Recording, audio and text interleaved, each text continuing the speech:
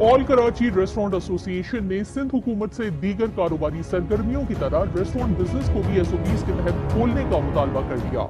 All Karachi restaurant association के अरकान ने प्रेस कॉन्फ्रेंस करते हुए कहा कि लॉकडाउन के बायस 14 माह से रेस्टोरेंट इंडस्ट्री को माली खसारे का सामना है।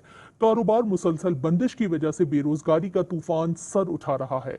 ऑल कराची रेस्टोरेंट्स एसोसिएशन ने दरखास्त की है कि एसओपीज के तहत कारोबार खोलने की इजाजत दी जाए।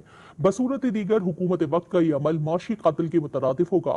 विफाकी और सूबाई हुकूमत फौरी तौर पर माली मुआवनत करे, कम अज कम 2 साल तक टैक्सों की मद में छूट और खुसूसी रियायत दी जाए।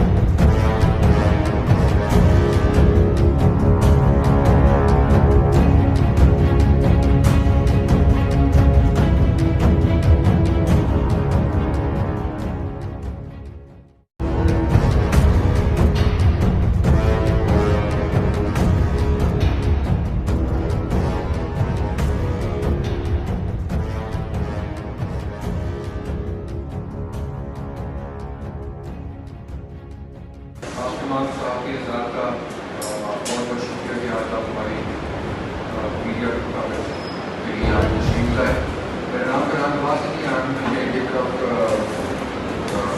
All Karachi restaurant association.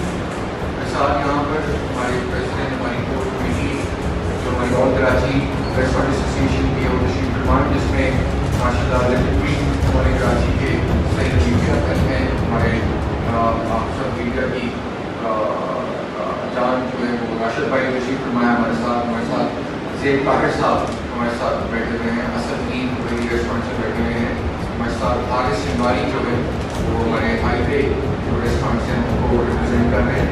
बाद हमारे पास फैजान साहब बैठे हैं जो वीज़ा पॉइंट के होल्डर हैं, और हमारे साथ वसीम रुमानी साहब हैं जो आउटडोर कैपिटल एसोसिएशन जो BNC की है उसकी नुमाइंदगी कर रहे हैं।